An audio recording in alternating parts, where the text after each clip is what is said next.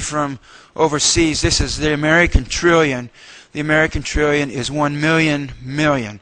And I understand in some other countries a trillion is defined differently. But this is the American trillion. 1 million million dollars times 2.3. That is a very large sum of money. Thank you for the sound. It sounds like we have some volume here. Can you hear me now better? Okay. Well, my research indicates he made these comments on September 10th. And then the next day, the plane slammed into the Twin Towers, and something happened at the Pentagon, and all hell broke loose, and here we are. And this story got buried. It surfaced in January, the following January, briefly, which is where I picked it up. And there you go. It's basically not discussed by the mainstream news media at this point, not to any meaningful extent. Next slide. And then we have the very interesting memoirs of Bill Gauley, who worked 11 years in the White House for 4 different administrations, starting in the 60s and running up, starting in the Carter Lyndon Baines Johnson administration, and running up to the first part of the Carter administration. He worked for most of that time in one capacity or another with something called the military office. Now, I hadn't read of the military office or knew much of anything about it until I happened to pick up this book.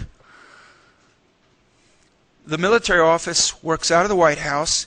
It essentially is an office that puts at the president's sole discretion a slush fund of unknown millions of dollars to use as he sees fit, in secrecy, without any congressional oversight. The president proposes and the military office disposes. That's the way it works. Is that constitutional? I don't think so, but that's the way it works. So anyway, Bill Gauley worked in these capacities in the White House, and can we have the next frame, please? And in his book, he has a very great many fascinating things to say, but I wanted to extract just a few of the sentences where I feel he got right down to the meat of the matter. Basically, the military office makes it possible for the president to do the things he needs or wants to do, whether they're covert or for all the world to see. It's no exaggeration to say it's the president's Aladdin's lamp. There's nothing that can't be done, and there's a bottomless pit of money, ingenuity, and resources to do it with. Is that clear? Is there anyone here who does not understand that? That's at least since the 1960s, and quite possibly before that. I'm guessing it was that way before that. Maybe for a long time before that. How much money are we talking about here? Who knows? Bill Gauley's not telling, for obvious reasons, which he sets out in his book. Next please. But he goes on to say that a lot of this money was lavished, judging from his comments in his book back in the 1950s and 60s already, on scores of very deeply buried presidential command bunkers sprinkled around the country. And he talks here about not only the number, but the high degree of classification, that they're very deep, and that the money for this, look at the bottom, was in the sole control of the military office at the White House. Look at the very last clause, a couple of clauses. It was channeled through a circuitous route the cleverest spy or accountant would have trouble following. In other words, he's talking about a shell game. You can't find that money. It doesn't exist. The cleverest spy, and I believe he was in a position to know a good number of clever spies, or accountant, and a man in his position would certainly have known a lot of bean counters, couldn't find it.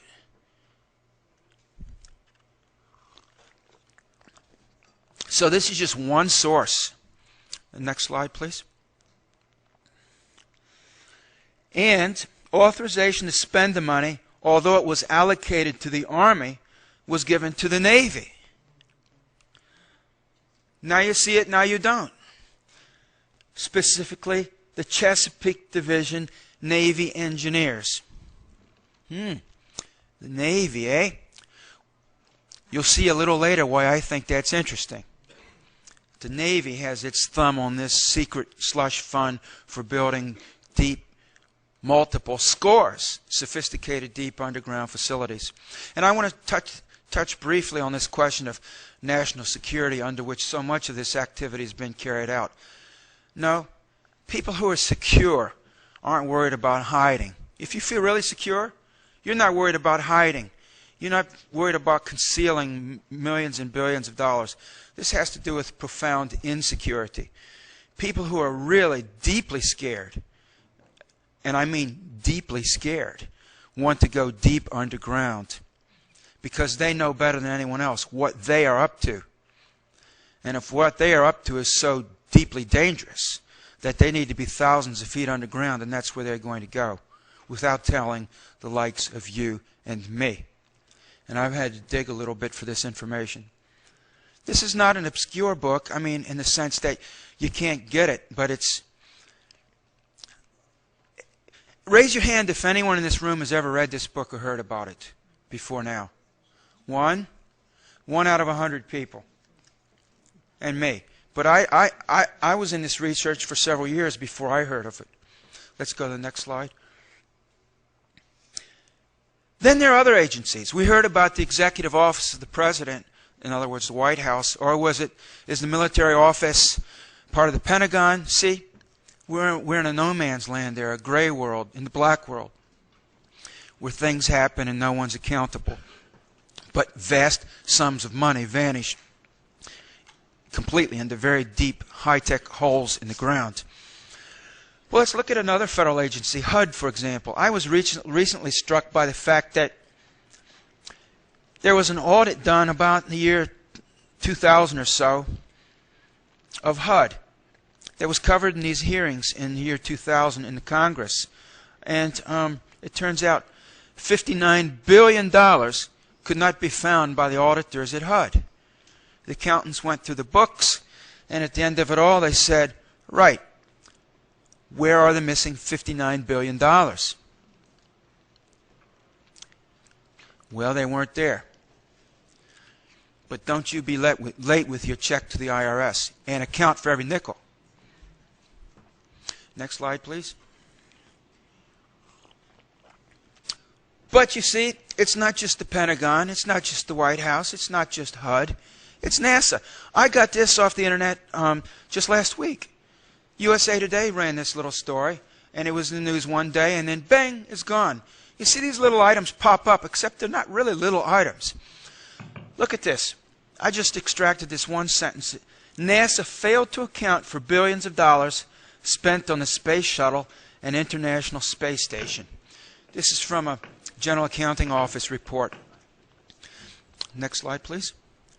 So, for all of those who think there's something fishy going on at NASA, that there might be, covert operations, well, guess what? Maybe so. And where does the money come from to fund those possible covert operations? Well, there you have the GAO telling you through a story on USA Today last week, there are billions of dollars. They send in their bean counters, and they say, well, where's the money? NASA couldn't definitively say.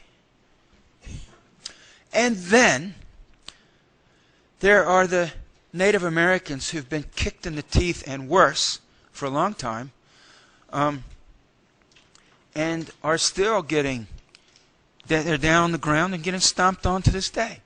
There's something called the Native American Trust Fund, which was established way back in the 19th century. The idea was, well, the continent is based, most of it, 90-some% of it. Go right ahead. By the way, this is Ted, and he's doing a wonderful job. These difficulties are not Ted's fault. In fact, things wouldn't be happening as well as they are happening now were it not for Ted. So I want to give him another round of applause. So the idea was that since all of this real estate was taken from Native Americans, that at least the lands that did remain to them, the petroleum that's drilled, the timber that's felled, the fish that are taken, the furs, the gold that's mined, etc., the copper, whatever, that the Indians would get a percentage of this, and it would go into a trust fund and then be dispersed to the different tribes and nations and go out to the members, the individual Native Americans that way, and they would get their due. That's not happening. And it is not happening in a major way. What's happening is the money is, from what I can see, being looted. By whom? Well, see, that's the question. The Indians have been trying to find out for years. And here's just one article I pulled off the internet from the Washington Post, and another one from Insight Magazine. I think Insight Magazine is published by the Washington Times. Is that right? Does anyone know? Yes. Okay. So here you have from the Post and Insight Mag. They and other major newspapers and minor newspapers and a variety of websites have carried this information in recent years. No one disputes that there are billions of missing dollars. And no one disputes that no one can say just where those dollars are and who has them. No one furthermore disputes that the Indians haven't got those billions of dollars. So there's a crime in progress, and it's a big one. I've seen figures that run anywhere from the low billions, maybe the $5 or $10 billion range, up to the $100 billion range. Maybe it's more than $100 billion. Maybe it's $500 billion. No one knows. You can't tell me it's not $500 billion. No one can. You can't tell me it's only $1 billion. It's a massive crime. For sure, major officers of the United States government are involved in it up to their neck. Corporations, we're talking about the black budget again here. The money goes in to the Department of the Interior, Bureau of Indian Affairs, to the Native American Trust Fund, and it vanishes. By the way, if you ever look at a map of the West, Indian territory covers large tracts of real estate, and you have major corporations running major mining operations on a number of those tribes. Strikes me that'd be a good cover to make clandestine underground facilities, using perhaps the wealth that you're stealing from the Indians to do it. Let's go next slide, please. So here's the bottom line for the black budget. The scale of the theft is mind-boggling. The size of the black budget is astronomical. Money is obviously not a problem if you have secret projects and programs you want to carry out. I've just showed you from the public record. In aggregate, we're dealing with trillions of dollars right here. The actual figure, dollar amount, is likely to be much larger if that's what you can find out with an easy first cut at the public record. That'd be my view. Next slide, please. So I've established, I hope to your satisfaction, that there are huge amounts of money in the black budget, vast amounts of money, to carry out large civil engineering projects, among others. Now I want to talk about compartmentalization. So you have the money. You want to make secret, clandestine, underground facilities. How are you going to do that secretly to keep people from knowing? Well, you can't absolutely hide a large underground project or civil construction project, but you can disguise it in a sense, maybe hide it in plain sight. Next slide, please.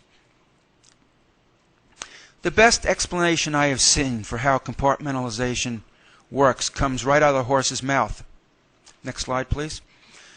From a man named John Pena Craven. He's actually has a doctor in oceanography. He had a very important position for the United States Navy during the height of the Cold War. He was a research scientist in charge of their Special Projects Office for their Undersea Division. And he authored a book called The Silent War. I highly recommend it to you. It came out 2 or 3 years ago, I guess. 3 years ago, and I've read it. It was fascinating to me. Let's go to the next slide, please. In that book, he shows how or he cites as an example how the Polaris program served as cover for a very secret program called Sand Dollar, which was designed to recover sensitive military hardware and technology from the ocean floor. Now, obviously, that covers the waterfront. Sensitive military technology. That could be stuff from the Russians or the Red Chinese or someone like that, or conceivably it could be Roswell type of debris that came down at sea. I'm not saying it is, but I'm saying that occurred to me as a possibility while I was reading the book. But anyway, his example, the Polaris submarine program. The Polaris was the first generation of nuclear missile firing submarine that the United States Navy had back in the 50s and 60s. But was open program number one. You could read about the Polaris submarines in the newspaper and see it on TV. That served as cover for a secret program number two, and program number two served as cover for program number three, which was the so-called Sand Dollar program. Go on the next slide, please. So you didn't read about Sand Dollar in your newspaper. You read about the Polaris program. But people that worked in the Sand Dollar program would have had the Polaris program as a cover for their activities, and then there was a second program intermediary in between there. Next slide, please. And he points out that recovering this hardware was a task that they carried out not only on the continental shelves, but in a deep sea, mid-ocean environment as well. And in order to do that, they needed to develop a new generation of technology, enabling them to go very deep down, many hundreds and even thousands of feet, to put divers physically down in the water at very great depth, and also to design submersibles that could go down thousands of feet. Next slide, please.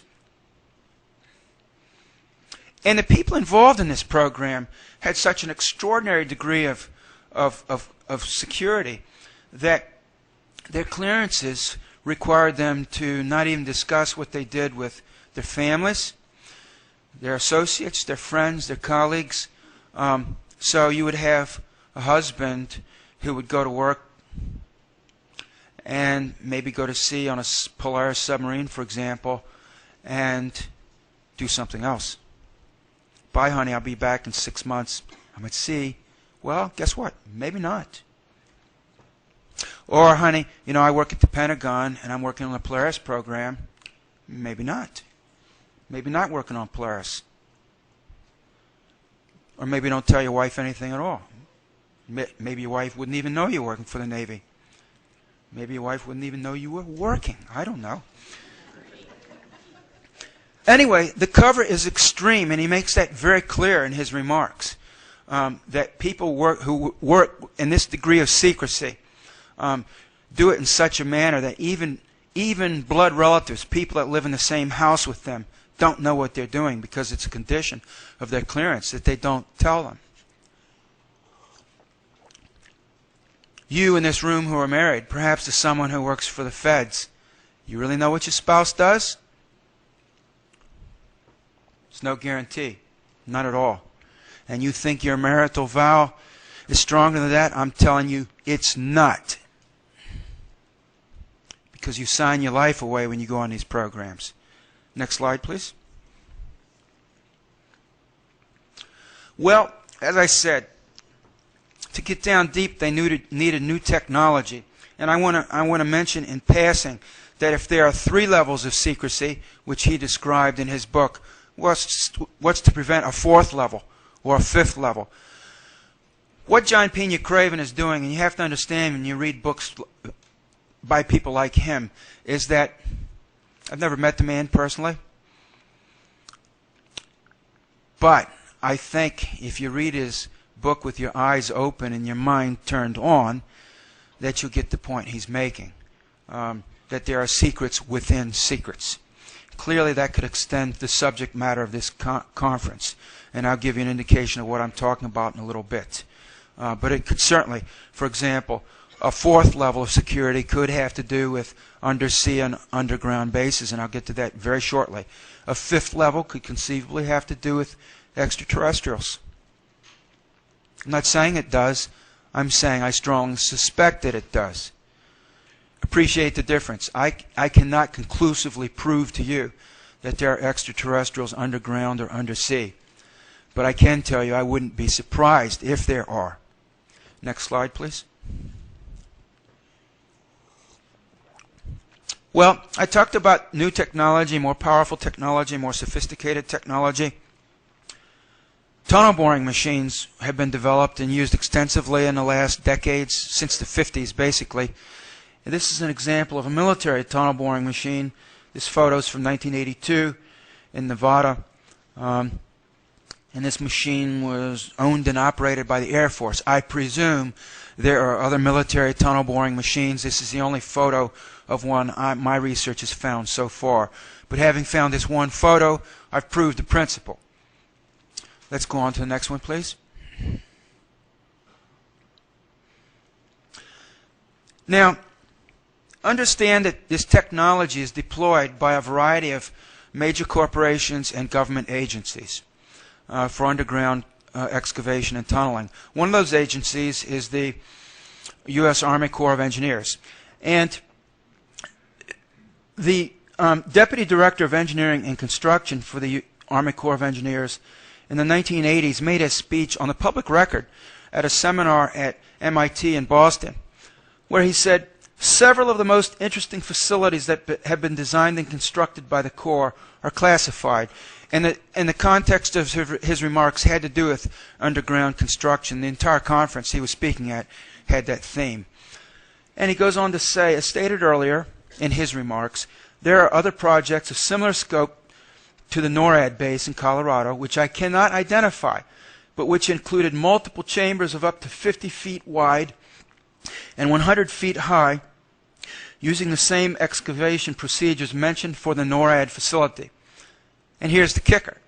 Because of the critical and unusual nature of these projects, there were often a large number of consultants and Corps staff involved during design and construction. The critical and unusual nature of these projects. Next slide, please. Which he can't talk about, which I'm going to allude to. Here's what I think he meant. I think he meant what John Pena Craven was alluding to. By implication, that is. Another level of security beyond the Sand Dollar program. Next slide, please. In 1969, a report came out of the Stanford Research Institute in Menlo Park, California. And the title of it was The Feasibility of Manned In-Bottom Bases. And next slide, please.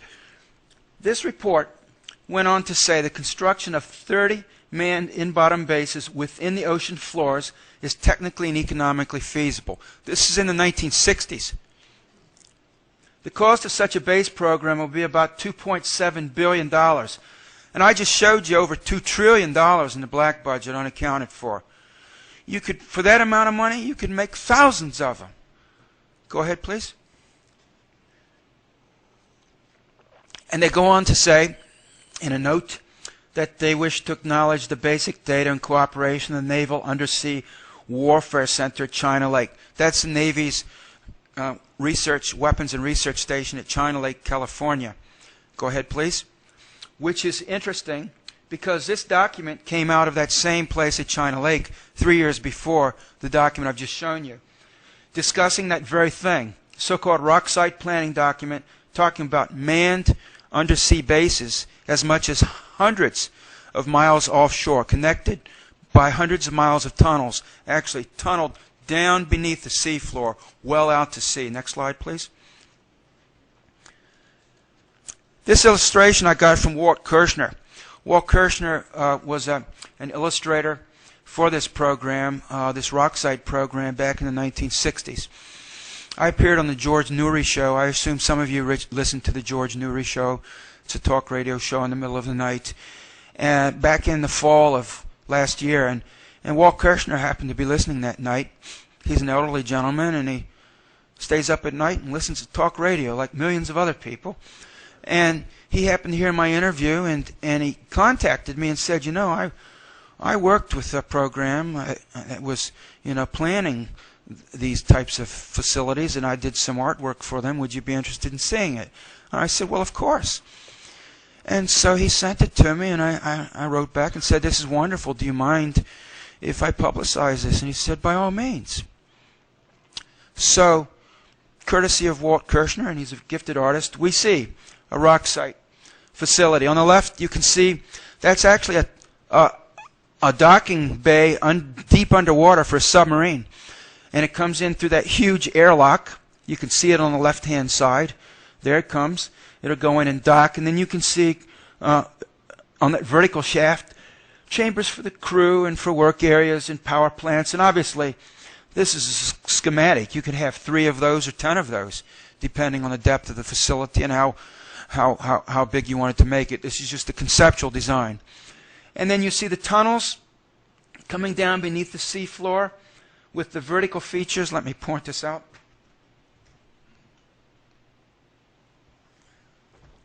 Those vertical features, I believe, are intended to be deep undersea, all-glass nuclear missile silos. Next slide, please. And this is why I say that. Because in John Pena Craven's book, to which I alluded about 5 or 10 minutes ago, Dr. Craven says that, of course, he worked with Edward Teller, and a lot of people in the military-industrial complex did. Edward Teller was the father of the hydrogen bomb, was very active in nuclear weapons development and deployment. And Teller wanted to make all-glass nuclear missile silos and bury them 20,000 feet deep in the seafloor. Why? This is counterintuitive, but at very great depth underwater, glass is tremendously strong structurally. And so it would make the best sense to build with glass very deeply. So I believe that those are glass missile silos. Could there be all glass missile silos buried deep underwater secretly? I don't see why not. We're seeing it depicted in this slide here, and we see it discussed by John Pena Craven in his book. Could they have done that? Could you have found several billion in that $2 trillion somewhere to do something like that? Of course. Next slide, please.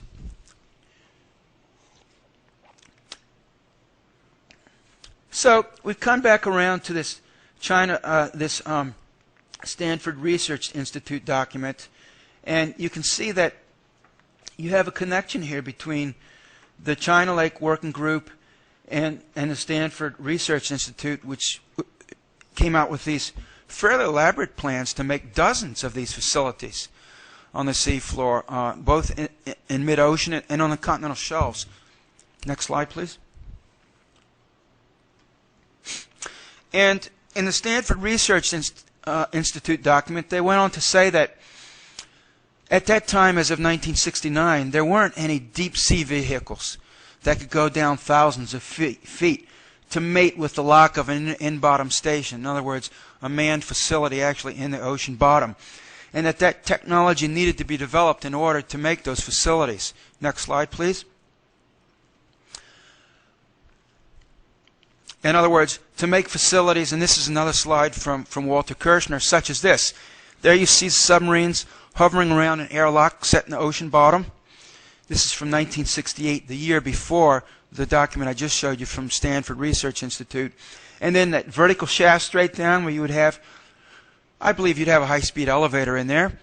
And then you see the tunnel boring machine in the right-hand corner carving out a tunnel, excavating a tunnel. The radius of the tunnel is determined by the turning radius of the tunnel boring machine, which would be hundreds of feet long, by the way. These are very large machines. Here's a depiction of a deep-sea base in mid-ocean. Go ahead, please. Here's another example of another deep-sea base. You can see the airlock in the middle towards the top, and this would be a sonar array on the ocean bottom with the manned facilities down in the ocean. Ocean floor. Go ahead, please. Now, I just showed you that the Stanford Research Institute said, you know, we don't have this deep diving capability, but we need it in order to get these, build these undersea facilities we're discussing in these documents. Well, that was built. and deployed in the early 1970s, just 2 or 3 years later. This is a so-called DSRV, Deep Submergence Rescue Vehicle.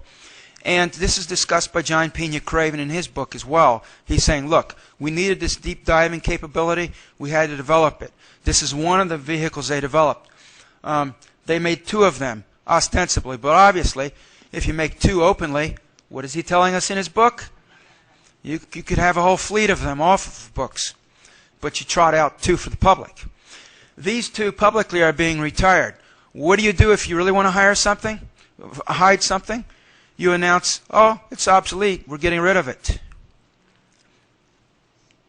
And the other 10 have never been made public. I assume they exist. I believe there probably are other vehicles like this. I'm not sure these are really being retired either. Just because there's an article in the newspaper saying something is so, doesn't necessarily mean it is so. But anyway, next slide, please. These things will carry 24 men.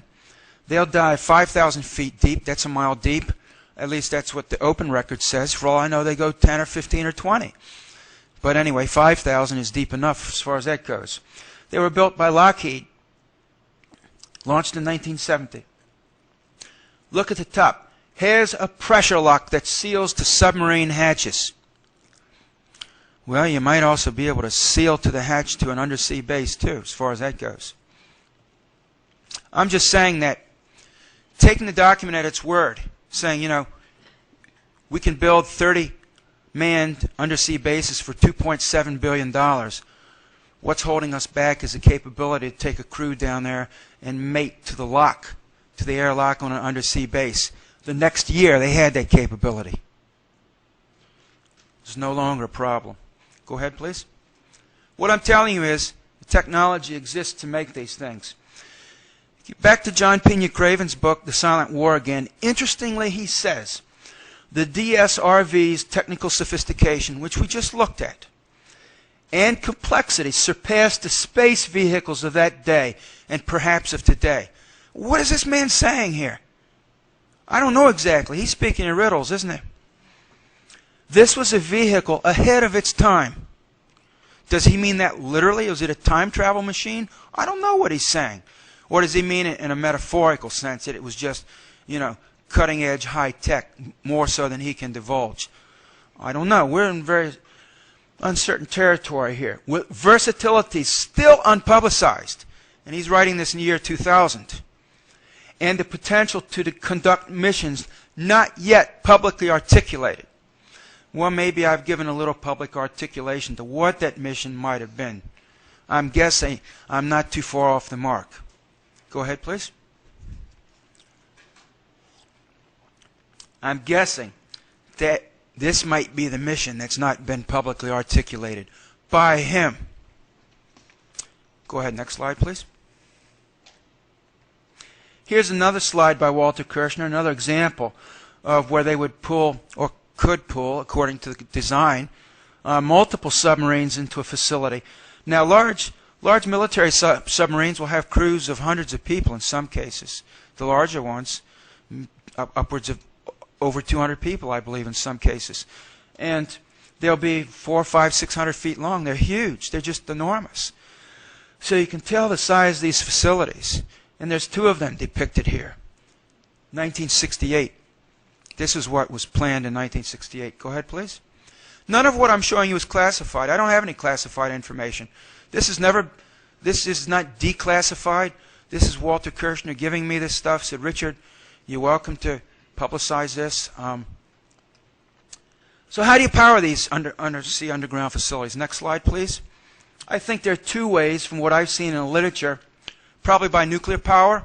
I'm strongly guessing that nuclear power is used both in clandestine underground facilities and probably in the undersea facilities. And by the way, I give odds better than 50% that there are clandestine undersea facilities. I've just seen too much documentation planning for them by this time that I'm guessing they've gone ahead and done them.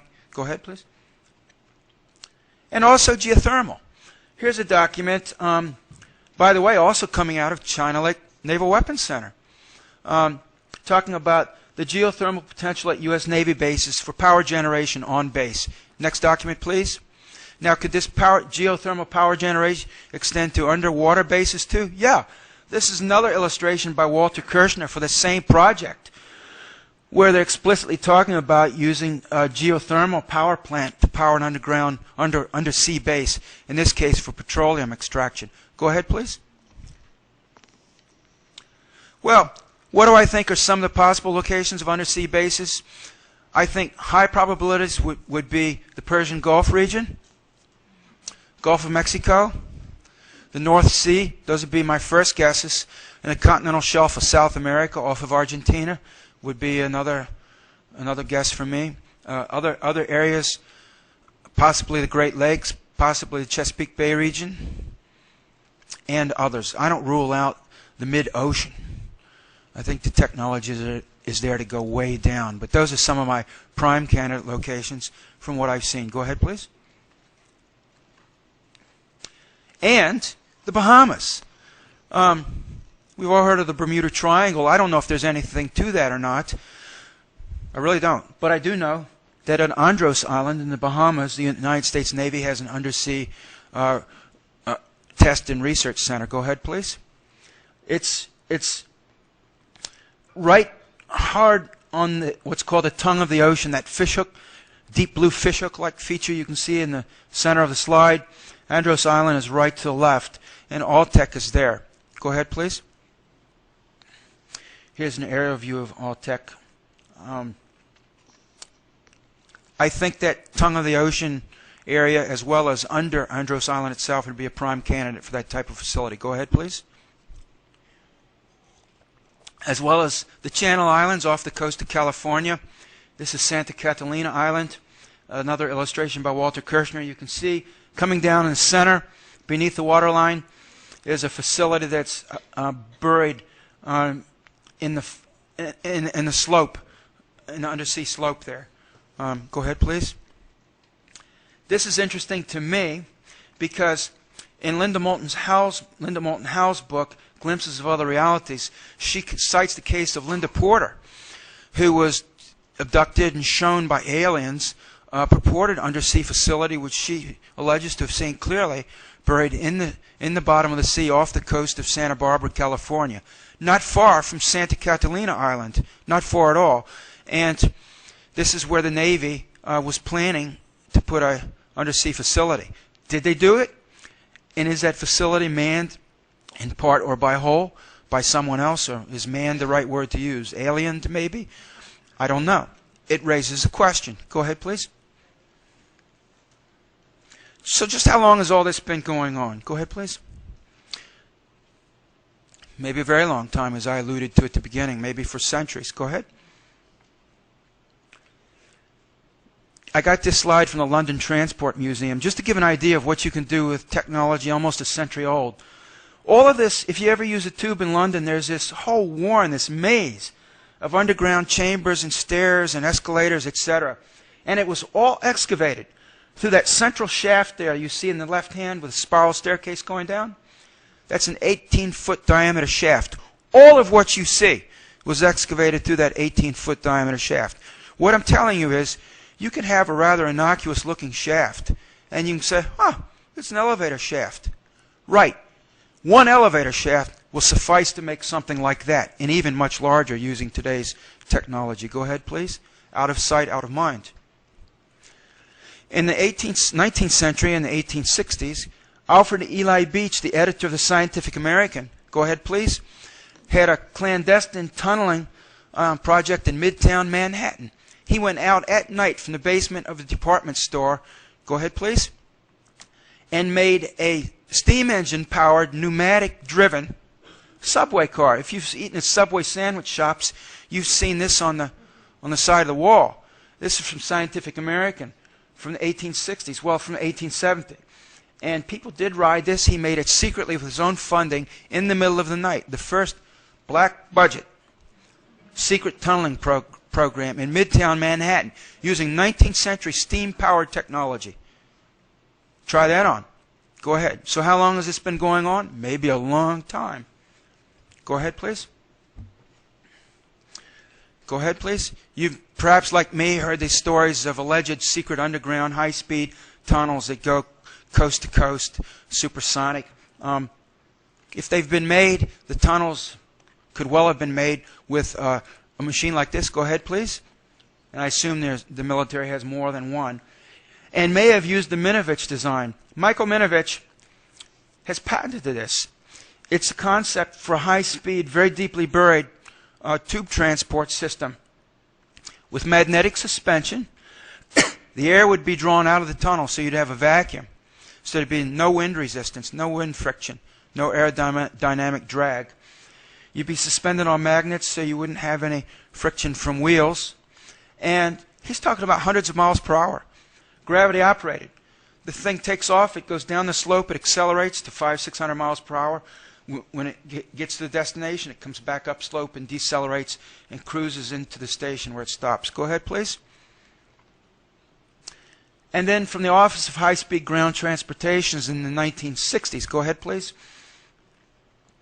There was this concept from Joseph Faw of a non-evacuated tube 15 to 18 foot in diameter, about the diameter of a subway, up to 500 feet underground, going 1 to 2,000 miles per hour on a transcontinental scale. Go ahead, please. And this is what his vehicle looks like. Is something like that zooming along underground? I don't know. Here are the plans. Go ahead, please. All very highly strange. And I haven't given you any classified material at all. So if this is what you can get on from the open literature, non-classified, when you go beneath the surface, speaking literally here, not metaphorically, I'm willing to bet it could be even stranger yet. Go ahead, please. Characterization of underground facilities. Some of you may have heard of the Jason Group, Jason Committee. This report was published by the MITRE Corporation in 1999. Go ahead, please. And next slide, please. They went on to say in their report, underground facilities not only protect critical activities but also conceal them. Once built, it may be very difficult to determine the nature of the facility. What are they telling you? You build it and you do whatever you want in it, and no one will know. This isn't hard to figure out. This report comes from the inside of the American military-industrial complex. You know, it's like nothing in a sense is being hidden. All of this is in the open if you look at it. As Jesus is alleged to have said, let those who have eyes to see, see. Have you seen what I've been showing you? Have you really thought about it? Let those who have ears to hear, hear. Have you heard what's been said? Go ahead, please. So we're down Alice's rabbit hole here, big time. What is going on? Well, the stories I've heard have to do with, I can't tell you for a fact what I know of is going on underground, at least in part. Going down that list. Mind control, yes, I have some indications of mind control projects, at least in part, being carried out underground, at least in some facilities. Shadow government, oh yeah, big time, no doubt about that. FEMA, Executive Office of the President, and others, no question. Corporate secrecy, huge. Oh, that's absolutely involved there. Weapon systems, of course. Neo-Nazi forces, yes. The paperclip scientists came here in large numbers after World War II. Some of them, including Werner von Braun personally, were involved in this. At one time, Werner von Braun was working out a Redstone Arsenal in Huntsville, Alabama.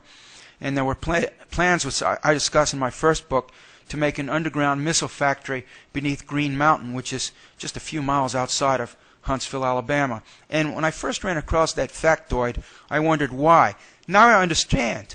Because that was in the 50s. You have to understand just 10 years earlier that Werner von Braun was building V-2 rockets for Hitler.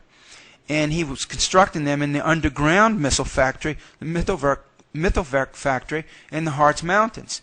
And when I read that, I understood, aha, you know, he went from building missiles for Hitler to building missiles for Truman. And Truman told von Braun, look, whatever you did for Hitler, I want you to do the same thing for me. In fact, they brought as many of the V-2s as they could get to the United States. And when they ran through all of them, they started building another generation of rockets and ultimately ended up in the Saturn V rocket that went to the moon. But von Braun was involved in all of that. And when I read that, I understood, aha, he wanted to reproduce the same plant he built for Hitler, for Truman. He wanted to make in Alabama what he had made in the Harz Mountains in Germany 10 years earlier. Next slide, please. But before we go there, to the theme of this conference, could there be aliens underground? Oh, I think so. Can I prove to you that they're there? No. That's real hard to do. That's one of the hottest third rails on this planet. And I can't prove it. But what I can prove to you in spades is that there is a high degree of secrecy around this whole topic of underground and underwater facilities, and that a lot of planning, only a small part of which I've shown you this morning, has gone into that, and a lot of money. Could there be joint human-alien bases? I'm starting to think there could be. I can't prove it, but I definitely am open to that possibility. Is organized crime involved underground? Well, I think stealing trillions of dollars from the American people is a very organized crime. Next slide, please. And I want to mention briefly two cases, and then I got to clear out from the next speaker. James Walden wrote a book called The Ultimate Alien Agenda, and he alleges to have been abducted to a base underground in Kansas. He knows that because he was being examined by these alien creatures and looked around and saw a good number of human beings there in attendance as well. And the alien telepathically communicated to him, "You're in an underground facility beneath southeast Kansas." I think that could be true. Go ahead. But there are a lot of people who've popped up with these kinds of stories. This man is not the only one. I just mentioned him because I happened to recently read his book. But there are many others with these stories. I will say that it raises a question as to who or what really controls this planet and how deep the illusions go. I'm here to tell you I think the illusions go real deep, physically deep, as well as in a metaphorical sense. And I think the political illusion is real deep. I think the control is insidious and not in our best interest. And if anyone in this room is involved in these secret activities, I have to say, I'm sorry for you, number one. If you want to leave it, do. If you want to unburden your heart, you want to provide information to me or some other researcher here, please do. But please know, if you're operating this extreme secrecy, if you're involved in a program that's stealing trillions of dollars from people, don't you know that's wrong? Next slide, please. So finally, I'm just going to say, it is our right to know. Thank you for coming. Spread the information. Buy my books, please. You help fund my research further. I have a table. I'm at the table right outside the door. I'll be here all weekend. And thank you so much for coming.